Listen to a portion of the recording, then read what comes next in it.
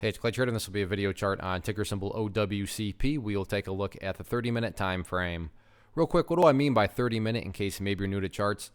Instead of each one of these candlesticks here representing 1 day's worth of price action, which is what you would normally see, each one represents 30 minutes. While this here may look like a few weeks worth of time, it's actually just the past few days broken down into 30-minute time slices.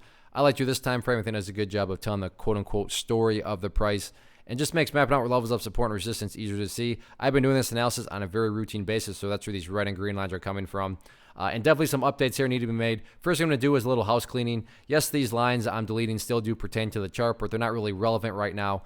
And from a presentation standpoint, I don't want to have a million lines everywhere that can cause clutter and confusion. So just want to try to keep this as clean as possible. The first update, though, comes based off a foundational principle in charting, which states when levels of support are broken and closed below, they tend to act as resistance. So $2.40 was a level of support going into today, but now that the price is below it, this would be considered an area of resistance. Now, as far as the overall chart is concerned, the chart has lost some attractiveness. Now, before you start throwing stones at me, there's a big difference between losing some attractiveness and being totally ruined.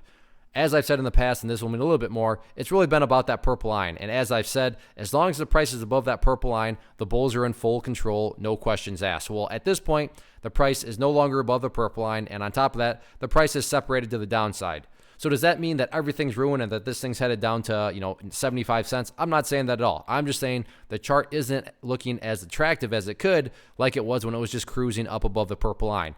I mean, tomorrow, for all I know, maybe this thing is going to get back up above the purple line, and then guess what? The price or the chart is looking right back to being very attractive. Bulls are in full control. But as it stands right now, you can't say that the bulls are in complete control because, the bears garnered up enough strength to push down through that purple line, which I haven't been able to do for a very long time. You can see here they tried, but then the bulls said, no, that's not going to happen. But they did succeed here. So now it's just a question of, how far down, how much strength are the bears actually getting? Maybe they don't have any strength at all. Maybe this is just a false strength.